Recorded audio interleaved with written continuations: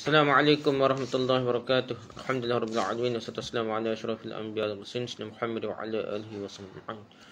Rabbi shrah li sadri wa yassir li amri wa hlul 'uqdatam min lisani yafqahu amma ba'd. Bersama kitab kita yang tersesat kebatilan gerakan New Age, tulisan Ahmad Akram Muhammad Nur, Ustaz Ahmad Akram Muhammad Nur. Jadi kita bincang meditasi yoga sebelum ni. Jadi kita nak sambung sikit lagi dah. Kemunculan penyelamat akhir zaman dah. Kemunculan penyelamat akhir zaman. Konsep penyelamat akhir zaman atau pemimpin ajaran zaman akan datang wujud dalam pelbagai agama dah. Imam Mahdi ke apa tu sebenarnya ada. Dalam agama lain pun dah. Seperti dalam Islam mengimani akan lahirnya Imam Mahdi yang akan memimpin umat manusia akhir zaman, yang akan membantu Nabi Isa Al-Masih Mesiah yang akan turun ke dunia pada akhir zaman untuk melawan Al-Masih Ad-Dajjal yang merupakan penyelamat palsu dia. Kedatangan penyelamat akhir zaman ini turut disebut dalam kitab Bible dan menjadi kepercayaan orang Yahudi juga. Akan tetapi orang Yahudi menolaknya Nabi Isa sebagai Mesiah. Lalu kini masih menunggu-nunggu penyelamat akhir zaman yang mereka harapkan. Nabi Isa ditolak. Lepas tu tunggu saja. Dalam agama Yahudi mereka mengimani kedatangan Hamasyiah, Mesiah adalah satu konsep kepercayaan eskatologi yang masyhur dalam agama Yahudi. Masih jugalah masih. Orang Yahudi percaya bahawa akan sampai satu masa di mana Tuhan akan mengutuskan seorang lelaki yang digelarkan sebagai Hamasyiah yang untuk menjadi pemimpin ulung bagi kaum Bani Israel. Cumanya tukarlah. Masih Nabi Isa tolak. Masih Dajjal timur. Itulah masalah Israel, Bani Israel ni Yahudi ni. Hamasyiah dipercaya akan lahir daripada kalangan suku Yahuda daripada jalur keturunan Nabi Daud AS. Bila dipercaya akan memimpin Bani Israel untuk kembali pulang ke tanah yang dijanjikan iaitu Palestin pada hari ini dan membangunkan kuil suci yang ketiga bagi Bani Israel di sana. Setelah itu maka dipercaya akan bermulalah era Mesianik menurut agama Yahudi di mana bakal wujud satu dunia di bawah kepimpinan Hamasyiah yang aman dan damai serta bebas daripada sebarang kesengsaraan. Dalam agama Kristian pula memiliki kepercayaan pada konsep kedatangan kedua Yesus Kristus atau juga disebut sebagai parousia untuk membangun kekerajaan Tuhan di atas muka bumi dah. Ya hampir sama kita dah. Kedatangan kedua Yesus Kristus ini dipercayai akan bermula dengan kejadian dua peristiwa besar yang dikenali sebagai rapture, pengangkatan, dan Great Tribulation, kesusahan yang besar. Hal ini disebut dalam Bible dalam buku kedua Tesalonika 2:8. Mereka percaya konsep rapture, pengangkatan adalah satu peristiwa di mana semua orang Kristian sama ada yang masih hidup ataupun telah mati akan diangkat dan dikumpulkan di atas awan bersama-sama dengan Yesus Kristus bagi menerima kehidupan baru yang bersifat abadi serta balasan baik atas khidmat mereka terhadap agama Kristian. Adapun Great Tribulation pula adalah satu tempoh waktu yang sukar bagi penduduk dunia pada akhir zaman. Setelah berlakunya dua peristiwa ini, maka dipercayai akan bermulalah era Mesianik. Messianic Age menurut agama Kristian di mana Yesus bersama-sama dengan orang Kristian yang telah diberikan kehidupan baru akan turun semula ke bumi untuk mendirikan kerajaan Tuhan. Dalam ajaran kebatinan juga memiliki konsep yang hampir sama seperti agama Hindu, Buddha, ajaran Satya Sai Baba dan kejawen.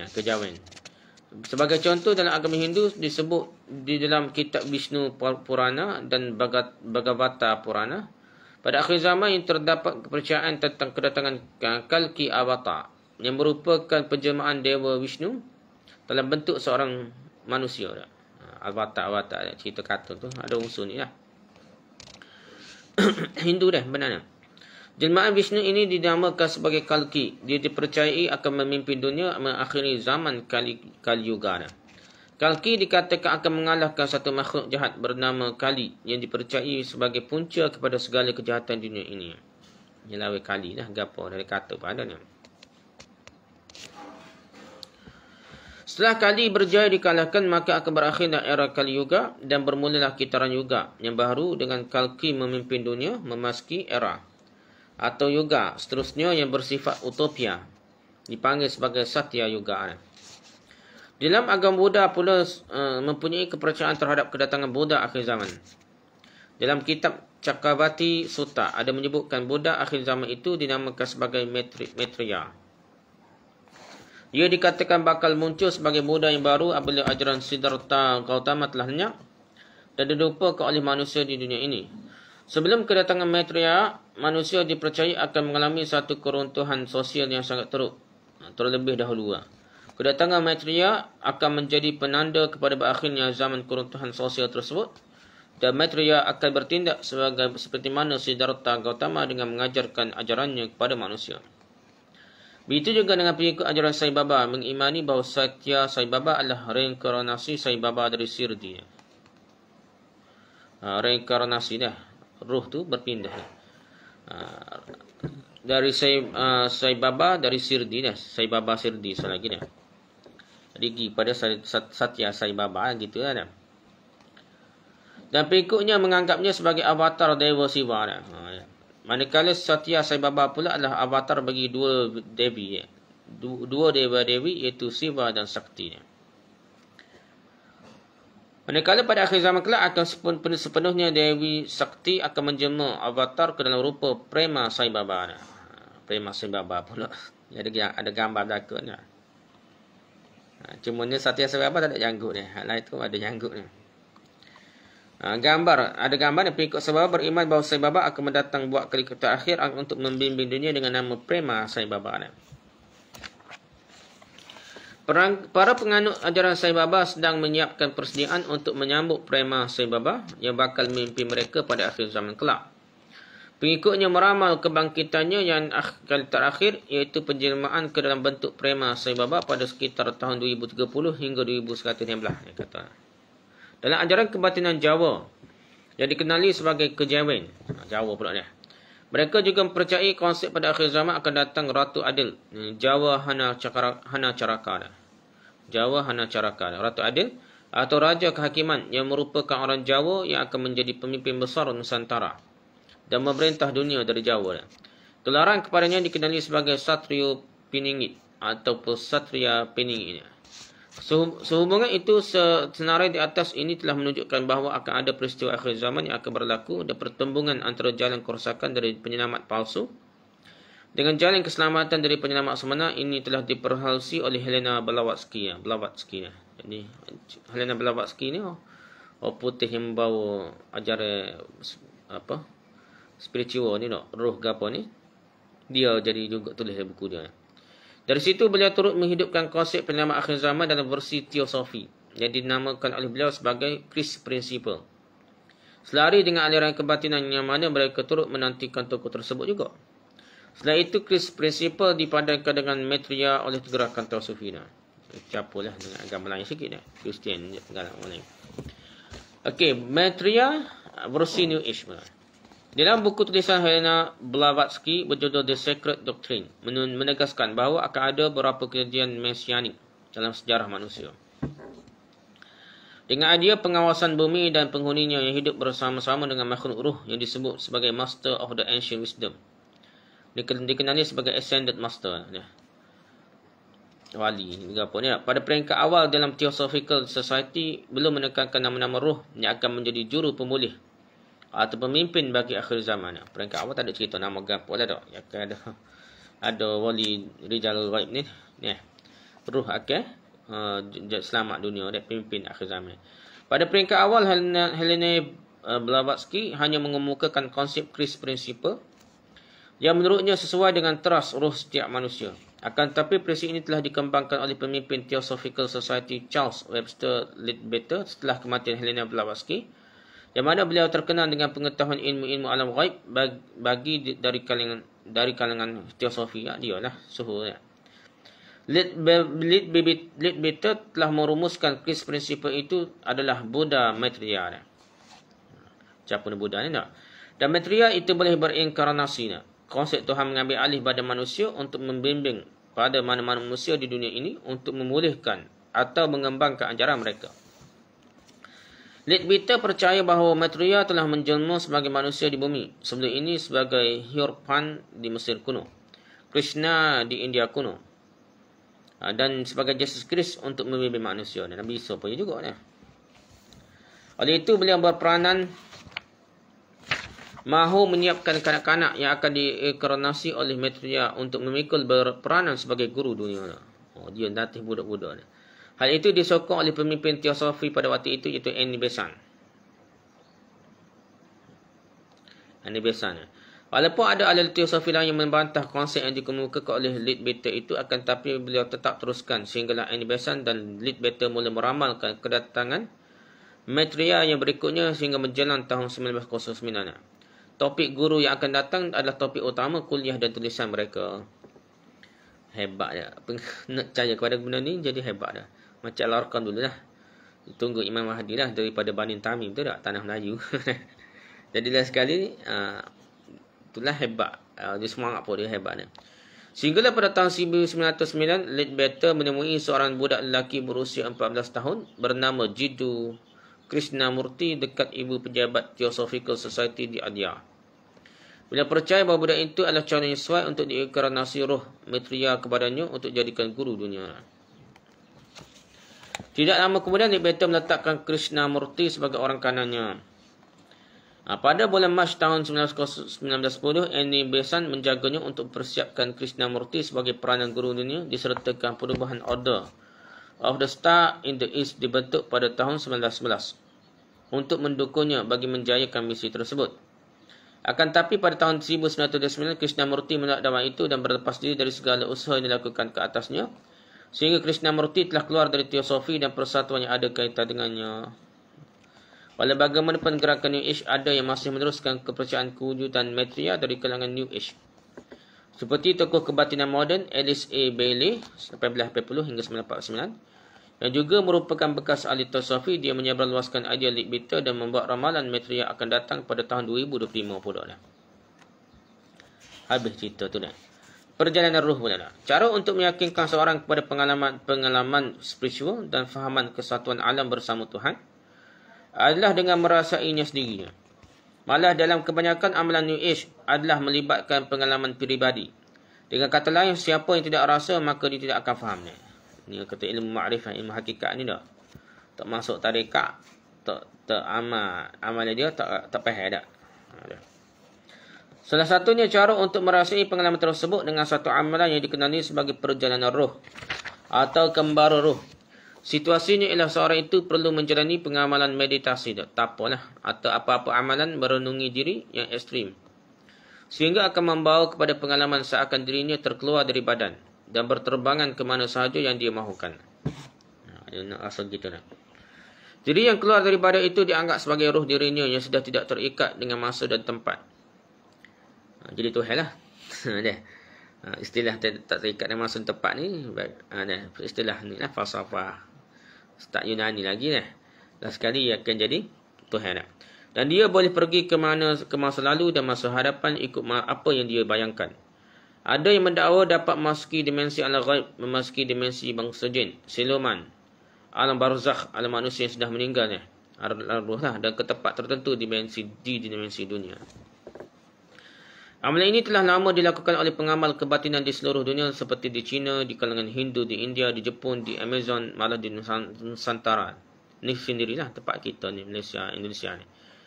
Di Nusantara sendiri memiliki amalan ini dengan nama Meraga Sukma. Di Nusantara, amalan ini mula berkembang menerusi gerakan kebatinan Jawa kuno yang dikenali sebagai kejawen.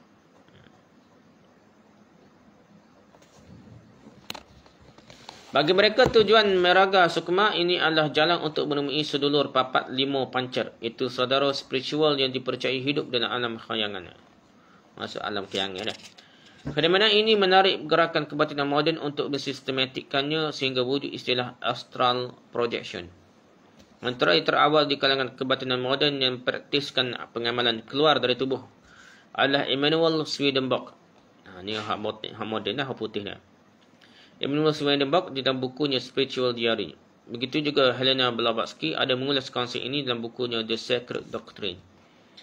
Malah menurut Eric A. Karlstrom dalam buku kajiannya berjudul Blavatsky and the Theosophical Society's Practice and View of Astral Projection mengatakan, one such practical power was astral projection, liberating the true essence of a person from its physical shape. Something Blavatsky described as the apex of magic. Lihat Eric A. Karlstrom 2020, Blavatsky and the Theosophical Society Practice and View of Astral Projections, Stockholm University, halaman 20 hingga 21. Yang mana pada pandangannya bahawa amalan ini membebaskan hakikat sebenar seseorang dari sarung fizikalnya, yang mana dijelaskannya oleh Helena Blavatsky sebagai kemuncak bagi magic. Setelah itu, konsep astral projection ini secara modernnya mula diperkenalkan dan dipopularkan oleh seorang penulis New Age oleh Sylvan Muldoon pada tahun 1927. Menerusi buku-bukunya antaranya ialah The Phenomena of Astral Projection. Jadi, keluar roh daripada tubuh. Dia berasal keluar roh daripada tubuh. Ilustrasi bagaimana digambarkan astral projection, keluar roh daripada tubuh.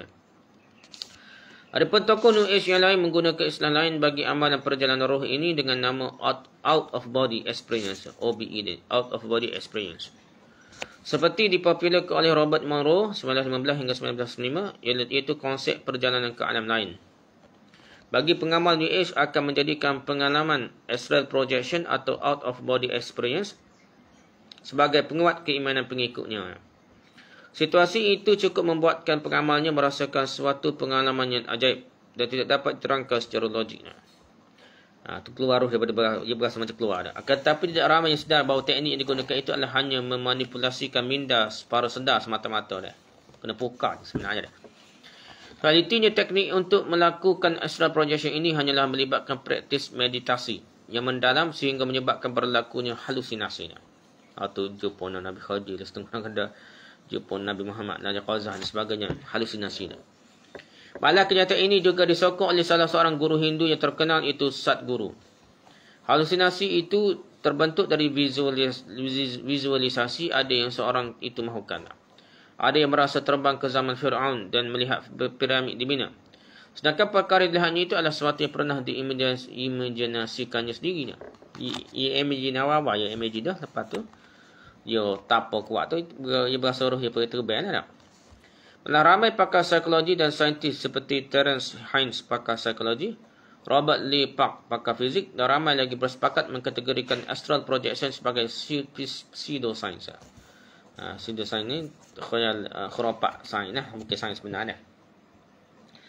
Seterusnya, istilah hipnosis atau pukau adalah kaedah di mana seorang dapat memfokuskan minda dengan memberi sepenuhnya perhatian terhadap saranan-saranan, iaitu dengan mempercayai, menghayati dan merasakannya, terutama dari kata-kata yang perlu diimajinasikannya. Kesannya seorang dapat dipandu ke dalam perubahan kesedaran, iaitu dalam keadaan trans, separuh sedar. Jadi, tak khabar lah. Khabar.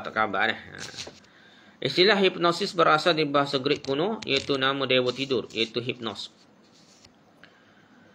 Bermaksud tidur atau hypno, ditidurkan, dan diakhiri dengan perkataan is, yang memasukkan situasi tidur atau separuh sedar disebabkan oleh perhatian yang tetap dan abstrak dari mata mental dan visual pada satu objek yang menyebabkan mencapai deep trance. Itulah. Biasa kita tunjuk buat gerak je dah, lalu kot mata ni. Keadaan deep trance ini sangat menyerupai dengan apa yang ahli yoga dan pengamal meditasi yang sering lakukan dalam merenungi diri dan mengosongkan minda mereka. Pengalaman ini sering digunakan untuk tujuan perubatan dengan menghipnotis pesakit agar tidak merasai kesakitannya. Dia pukar pesakit tu nak bedah apa boleh ni. Atau membuang memorinya terhadap suatu perkara yang menghantuinya. Lihat Shaunak A. Ajinkya, Dipali S. Ajinkya, Gurvinder Kaltra 2015. Journal The International Journal of Indian Psychology, topik Hypnotherapy and Bhagavad Gita. Red Shine Publication, Gujarat, India, halaman 70. Dia ada kajian universiti ni. Cara nak hipnotis pukau juga.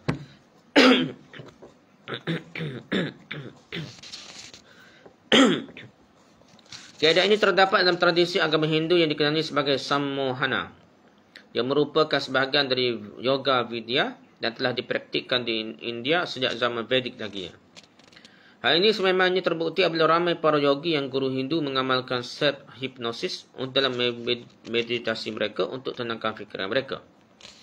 Amalan itu juga dikenali sebagai Pran Vidya atau Trikal Vidya yang dilakukan sejak 1500 hingga 500 sebelum Masihi lagi. Bahkan dalam kitab Atharvaveda ada menceritakan amalan hipnosis ini. Menyentuhmu dengan 2 tangan dan 10 jari ini, dengan ucapanku yang berpengaruh, aku berbicara kepadamu kata-kata yang menghilangkan penyakit. Dengan ini anda akan mendapat kesihatan dan semua penyakit anda akan hilang. At-Tarvaveda, buku 4, 13.7. Begitu juga dalam taman Mesir kuno di mana kuil Imhotep di kota kuno Saqqara merupakan pusat penyembuhan yang penting pada akhir abad ketiga sebelum Masihi.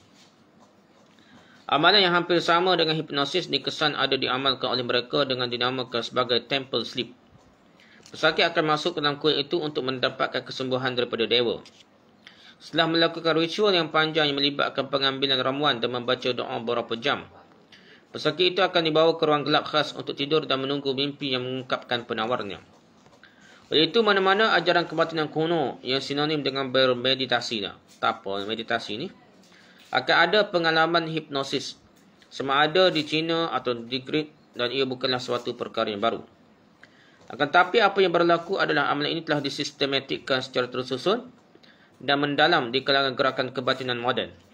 Antara individu terawal terlibat memperkenalkan di dalam dunia spiritual moden adalah Franz Mesmer. Jadi masuk dalam universiti lah kita kata dah. Seorang doktor dari Jerman yang kemudian dikenali sebagai bapa hipnotisme moden. Doktor mana dia? Lepas tu jadi bapa hipnotisme moden.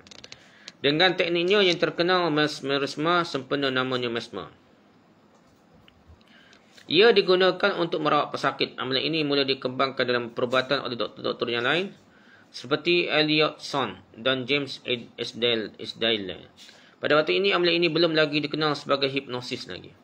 Kerana perkataan hipnosis mula dipopularkan oleh zaman kemudian oleh pakar bedah Scotland, James Braid sekitar tahun 1841. James Braid telah mensistematikkan ajaran mesmerisme dengan teorinya dan sinonimkannya dengan hipnosis dan hipnoterapi.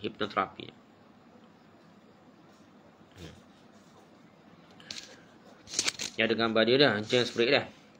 Pada era New Age berkembang, terdapat pelbagai jenis rawatan hipnoterapi yang telah dipopularkan. Antara yang terkenal ialah past life regression, timeline therapy, rapid induction, dissociation and dream surfing. Sebagai contoh dalam teknik past life regression, terdapat beberapa pengaruh ajaran Hindu yang telah disinkretiskan, digabungkan, terutama konsep karma.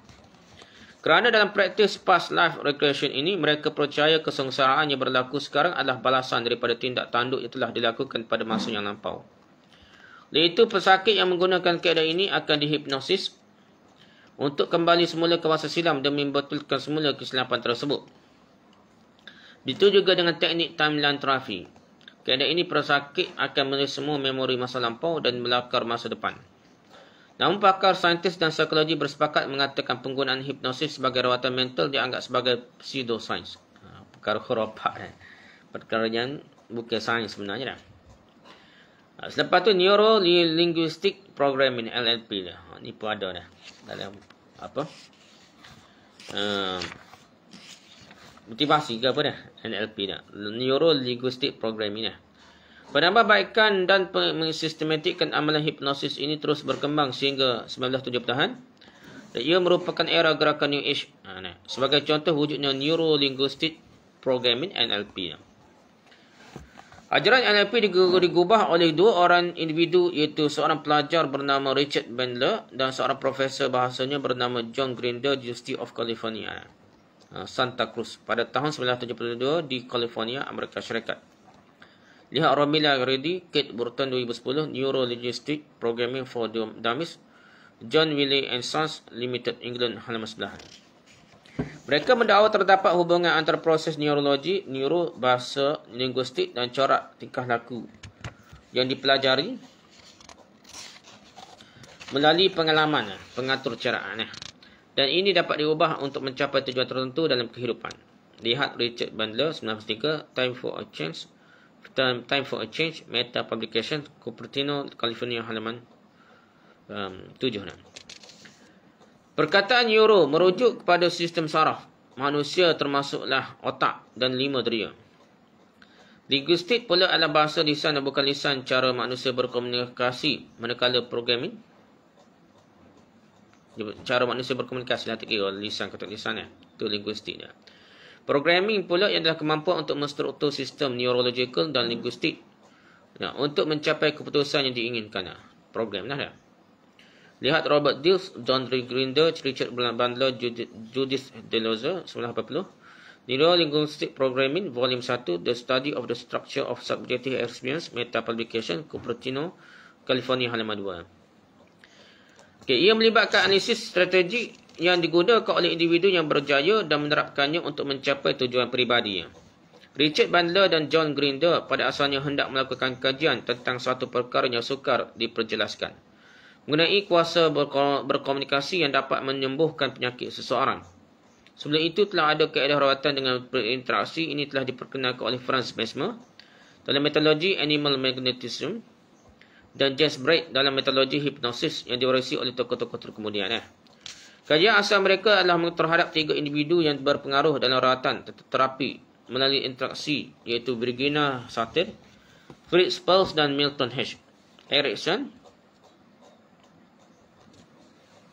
Apa dia ni? Lihat Bandler, Richard Grinder, John 1979, Frogs into Princess, Neuro-Linguistic Program, Real People Press, Mob, Utah, halaman 8. Itulah dan Milton H. Erickson. Virginia Satir memperkenalkan metodologi terapi yang dikenali sebagai family therapy. Fritz Perls pula memperkenalkan metodologi hipnoterapi, dan Milton H. Erickson adalah pengamal hipnosis dengan menekankan kaedah rawatan dalam keadaan trans dan minda separuh sedar. Kesemua mereka mempraktiskan teknik rawatan pukau yang menjadi elemen terpenting bagi kajian Richard Bandler dan John Grinder. Rawatan pukau lah panggilnya. Ketiga-tiga mereka ini dipercayai dapat menyembuhkan pesakit dengan sangat cepat dengan hanya menggunakan kaedah berinteraksi dan sentuhan sahaja. Kajian Richard Bandler dan John Grinder mendapati walaupun ketiga-tiga individu itu menggunakan metod yang berbeza-beza, tetapi terdapat beberapa persamaan dalam cara mereka ini berinteraksi kepada pesakit. Jadi mereka mengkaji dan menerima apakah kaedah yang berkesan dari ketiga-tiga orang tersebut, dan mereka cuba meniru dan gunakan kepada orang lain pula. Dari teknik-teknik inilah akhirnya mereka membentuk satu metodologi baru yang dikenali sebagai Neuro-Linguistic Programming, NLP. Akhirnya NLP telah berkembang dan digunakan dalam hampir semua bidang.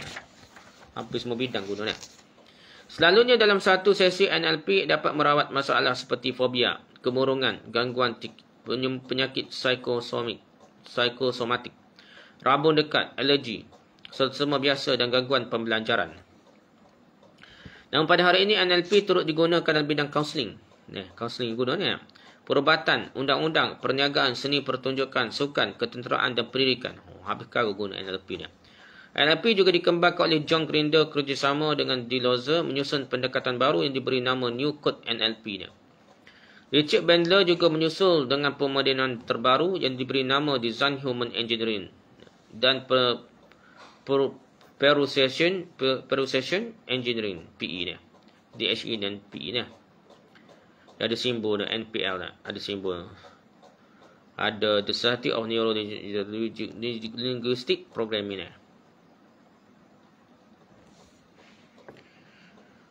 NLP bukan sahaja berkembang dengan terma-terma canggih sahaja, ia juga dikembangkan oleh orang terkemudian dengan adunan kepercayaan-kepercayaan lain, terutama kepercayaan kebatinan. Seperti dilakukan oleh salah seorang pengamal NLP terkenal, iaitu Ted James. Beliau dilihat mempromosikan ritual Huna dalam pengajarannya. Lihat Laura Kelleher Yardley, 1990, The Heart of Huna, Advanced Neurodynamics, Honolulu, Hawaii, halaman 7. Beliau telah melihat mempromosikan ritual Huna dalam pengajarannya. Huna ialah satu ritual kerohanian masyarakat Hawaii yang dipopularkan oleh Max Freedom Long pada tahun 1936. 1936 yang turut berasaskan daripada gerakan teosofi juga. Lihat Serge Kahili King, 1985, Mastering Your Hidden Self, A Guide of the Huna Way, The Theosophical Publishing House, Witten, Illinois, halaman 5. 7 prinsip Huna iaitu Ike, Kala, Makia, Manawa, Aloha, Mana dan Pono juga merupakan berteraskan akidah monisme pentisme. Tadilah ruh, pusat ruh, jadi ruh-ruh manusia gapo ni no. Jadi ada buku dia lah, prinsip Huna berteraskan monisme alam dan hubungan dengan manusia, dan buku Ted James berjudul Lost Secrets of Ancient Hawaiian Huna. Selebriti perundi motivasi kelas dunia, Tony. Perundi motivasi kelas dunia lah. Soho lah selebriti lah. Tony Robbins, dahulu dikenali sebagai Anthony Robbins. merupakan individu yang merancangkan lagi pengaruh NLP ke dalam seminar self-help dan juga sering mengamalkan teknik NLP dalam seminar beliau. Beliau mula belajar NLP sejak pada akhir tahun 1970-an lagi dah. Beliau juga mengembangkan metod NLP menjadi Neuro Associative Conditioning (NAC). Beliau menulis banyak buku motivasi berkenaan self-help. Tolong diri sendirilah untuk mencapai matlamat kehidupan. Beliau pernah membuktikan kebenaran ajarannya itu dengan mengubati seorang wanita yang berumur 34 tahun yang mengalami fobia terhadap ular dalam masa tidak sampai 10 minit di hadapan khalayak ramai. Lihat Anthony Robbins Personal Training System Part 4 YouTube. Ada YouTube ni. Kebanyakan pengamal NLP berkeyakinan bahawa fikiran, perasaan dan tindakan mereka berada dalam kawalan diri mereka sendiri semata-mata. Ini akidah Qadariyah yang mengingkar takdir dan berkeyakinan segala hal tuju dalam kehidupan seorang ditentukan oleh manusia sendiri tanpa Allah mencampur tangan dalam mengaturnya. Dia boleh kontrol diri sendiri lah. Begitulah. Pengamal ajaran NLP ini terbahagi pada 3 golongan, iaitu golongan ringan, pertengahan dan ekstrim. Bagi golongan ringan, mereka hanya menggunakan teknik-teknik psikologi seperti VACOG, visual, auditory, kinesthetic, olfactory dan gustatory. Ini hak ringan lah dah. Dan lain-lain lagi. Manakala bahagian pertengahan pula, mereka mula masukkan unsur-unsur seperti past life regression, timeline therapy, rapid induction, disassociation dan dream surfing. Manakala golongan yang ekstrim pula, mereka menggunakan ajaran kebatinan dalam program motivasi mereka yang berteraskan akidah monisma dan pietisma, yang tercampur dengan roh lah. Roh nak capung Tuhan. Peringkat tinggi lagi dah. Hakikatnya neurolinguistic programming adalah satu pendekatan pseudo-saintifik untuk komunikasi, pengembangan peribadi dan psikoterapi. Lihat Pasmo, J. dan Rosen, TS 2009, Neurolinguistic Programming, A Critical Review of NLP Research and the Application of NLP in Coaching. International Coaching Psychology, Belmont, Massachusetts, halaman 57 hingga 69. Ada putih sendiri dan kritik. Ada buku kritik terhadap NLP. Tidak ada pembuktian saintifik yang menyokong dakwaan yang dilakukan oleh dalam NLP, seperti disebut oleh sekumpulan saintis Taya, Bruce A. Prignotti, Monica G. dalam kertas kajian Science and Pseudoscience in Social Work Practice. As NLP became more popular, some research was conducted and reviews of such research have concluded that there is no scientific basis for its theories about representational systems and eye movements. Lihat Tyra, Bruce A. Prignotti, Monica G. 15 Mei 2015, Science and Pseudoscience in Social Work Practice, Springer Publishing Company, New York, halaman 57. Dia kaji ya. Ada pok lain yang kaji pula tak betul ke tak betul. Ia adalah amalan mengawal minda secara sedar dan pukau. Balik ucapan yang telah diamalkan oleh pengamal kebatinan sejak dahulu lagi. Benda tolong dengan orang pukau zaman dulu dah. Bezanya kini mereka memakai baju kod dan membalik istilah-istilah saintifik dan moden untuk direlevankan amalan tersebut pada hari ini sahaja. Motivasi banyak guna dah NLP ni. Teknik NLP panggil dah.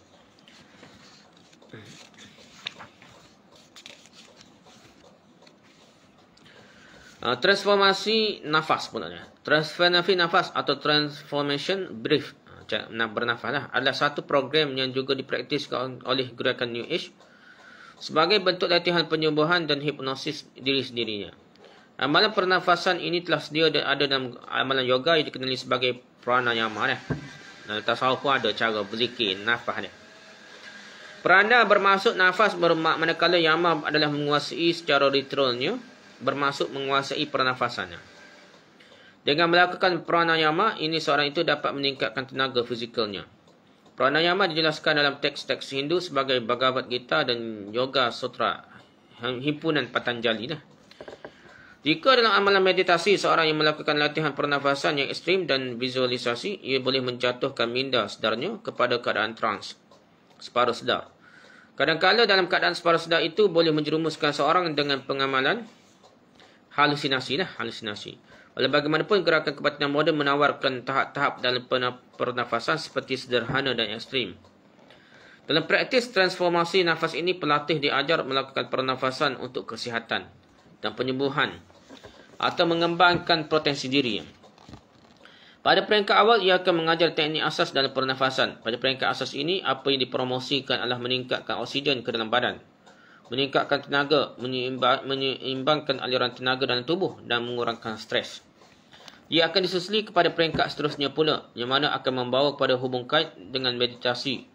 Kerana dalam pernafasan ini dianggap sebagai fasa penting dalam seluruh program meditasi yang menjadi teras amalan menyatukan diri dengan alamnya, bersatu dengan alam. Ini kerana fungsi pernafasan boleh menjadi pintu kepada akal bawah sadar, pemikiran bawah sadar. Ia juga boleh menjadi jambatan kepada hipnosis untuk merawat trauma dan atau fobia dalam diri seseorang. Antaranya peserta akan diajarkan berapa cara pernafasan yang ekstrim yang dicanangkan untuk mencapai kesedaran diri. Antara beberapa kaedah yang popular dilakukan adalah kaedah Rebirthing, seperti yang diperkenalkan oleh Leonard Orr yang mengajar pernafasan untuk menyembuhkan penyakit dan trauma. Begitu juga kaedah holotropic breathing yang dikembangkan oleh Stanislav Grof. Oleh itu tidak heranlah jika ada amalan pernafasan menjadi topik utama sesetengah program motivasi untuk mempromosikan pembangunan diri dan melatih minda bawah sadar. Adalah minda bawah sadar istilah dia. Ini kerana melalui teknik pernafasan ini, elemen meditasi dan yoga boleh dipakejkan sekali untuk menjadi program susulan setelah menjalani latihan pernafasan. Ia ada latihan pernafasan ni.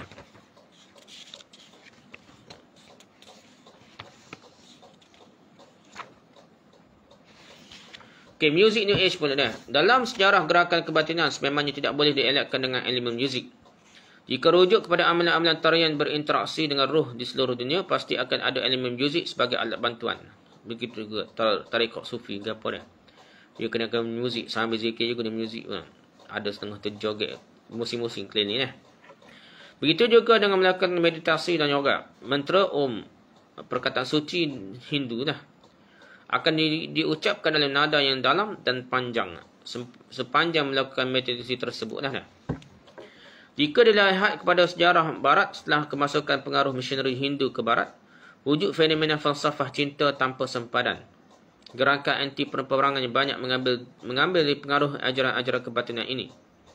Ia turut menjadi penyumbang besar kepada wujudnya budaya hippie di Barat sekitar 1990 dengan membawa muzik rock, mengamalkan seks bebas, pengambilan dadah seperti lysergic acid, dithylamide, LSD dan ganja sebagai jalan untuk mencapai pengalaman spiritual dan berkhayal. Dalam tarekat sufi pun ada setengah-setengah memang waktu awal itu pakai dadah cara dululah untuk nama pola ni ganja ke apa dah. Antara kumpulan rock yang terkenal pada zaman ini adalah The Beatles. The Beatles adalah kumpulan yang mendalami kebatinan Hindu di Barat, terutama dengan Swami Prabhupada, pengasas The International Society for Krishna Consciousness ISKCON, dan Maharishi Mahesh Yogi, pengasas Transcendental Meditation. Lagu My Sweet Lord yang ditulis oleh George Harrison sebenarnya adalah manifestasi pemujaannya kepada Tuhan dan dewa-dewa Hindu. Dapat diperhatikan liriknya. Hi my Lord, my Lord, my Sweet Lord, Hare Krishna, Krishna Krishna, dah, here dah. Really want to see you, Hare Rama dah. Really want to be with you dah, Hare Rama, bersama dengan apa dah. Really want to see you dah, Lord, But it takes so long, my Lord, hallelujah. My Lord, hallelujah. My Lord, Hare Krishna. My sweet Lord, Hare Krishna. My sweet Lord, Hare Krishna Krishna. My Lord, Hare. Guru Brahma. Guru Vishnu. Guru Vedeva. Mahaswara. My sweet Lord, Guru Sakshat. My sweet Lord, para Brahma. My Lord, Tasmai Shri. My Lord, Guru Namah. My sweet Lord, Hare Rama. My sweet Lord, Hare Krishna. My sweet Lord, Krishna Krishna. My Lord, Hare.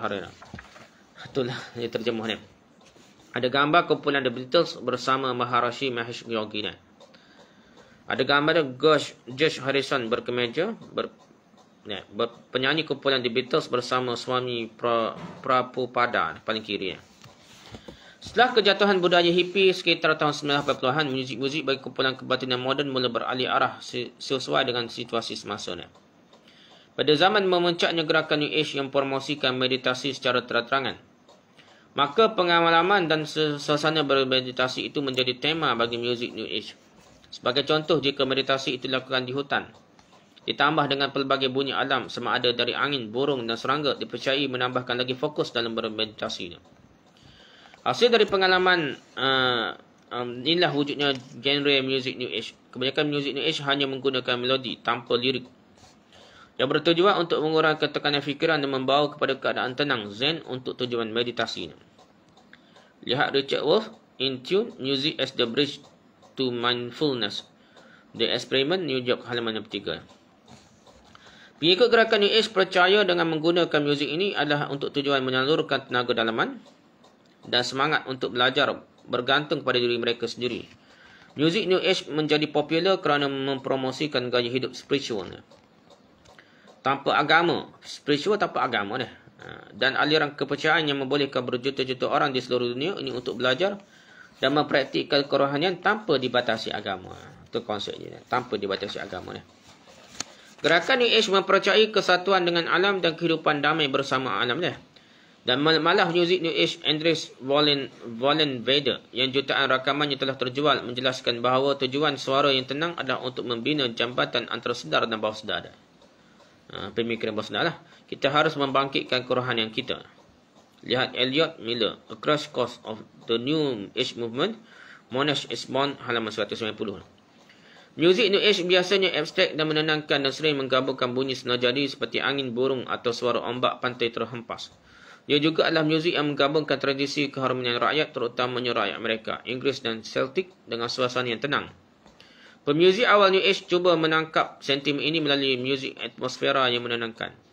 Untuk melakukannya, mereka menggunakan instrumen akustik, alat elektrik, synthesizer dan seluruh alam yang dirakamnya. Lihat 2021 New Age Music Guide, A Brief History of New Age Music. Namun Masterclass, ada halaman https www.masterclass.com. Muzik New Age muncul sebagai genre muzik yang tersendiri bermula pada tahun 1970-an. Ini kerana sudah ramai yang telah mengamalkan meditasi, penyembahan kristal, yoga, diet makrobiotik, astrologi dan pelbagai jenis ubat alternatif. Aktiviti ini memerlukan bentuk muzik yang kurang agresif berbanding muzik rock yang dapat berfungsi sebagai muzik latar yang menenangkan. Lihat Benjamin Olson, New Age Music History Study.com. Menurut ahli muzikologi di era gerakan New Age, album Tony Scott's Music for Zen Meditation 1994 dipercayai adalah album New Age yang pertama. Antara bintang muzik New Age yang terkenal ialah George Winston, Evangelist, Yanni dan Enya. Artis dan label merakaman lain yang berkaitan dengan muzik New Age termasuklah Solomon Kill, Abandon Toys, Windham Hill Records dan Tangerine Dream. Antara artis New Age moden yang terkenal ialah Kitaro. Kitaro dah so kita ni. Aliran muzik Kitaro sebenarnya diinspirasikan dari spiritual Buddhism, Shinto dan Hinduism. Lagu-lagunya banyak mengandungi unsur spiritualisme, kepercayaan monisme, panteisme, contohnya lagu Gaya on Bashira. Gaya on Bashira ialah dewa bumi dalam kepercayaan Jepun. Dance of the Saraswati adalah dewi kepercayaan Hindu. Lagu Matsuri pula bermaksud festival yang berkaitan dengan kepercayaan Shinto dan tradisi kebatinan masyarakat Jepun. Antara Matsuri dan yang terkenal ialah Hadaka, Aoi, Tenjin dan Nagoya. Sedar atau tidak, muzik-muzik Kitaro ini digunakan secara meluas dalam program-program motivasi di Malaysia.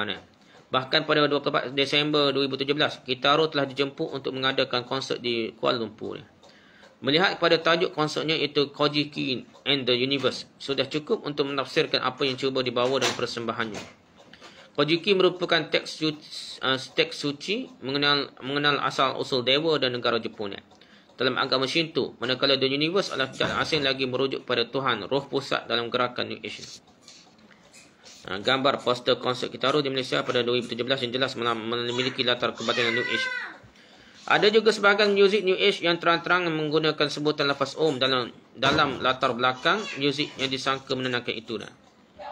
Om adalah satu kalimah suci yang digunakan untuk menyeru Tuhan dan ia dianggap bunyi dalam alam semesta dalam agama Hindu. Mereka melihat melalui platform hiburan ia mudah disampaikan dan diterima baik oleh orang ramai. Mereka juga telah menggunakan filem dan movie yang berteraskan kepercayaan New Age seperti Star Wars, Matrix, Lucy dan movie terbitan Marvel. Manakala animasi pula terdapat kartun Avatar, The Last Airbender, Full Metal Alchemist, Dragon Ball, Naruto dan banyak lagi menjadikan ajaran New Age sebagai teras falsafah kekuatan dalaman seseorang dalam kisah tersebut. Itulah cerita-cerita yang bagai movie-movie, cerita-cerita yang ada unsur New Age dah. Wallahu a'lam. Subhanakallahumma hamdika, subhanakallahumma hamdika, subhanakallahumma hamdika, asyhadu an la ilaha illa anta, astaghfiruka wa atubu ilaik. Assalamualaikum warahmatullahi wabarakatuh.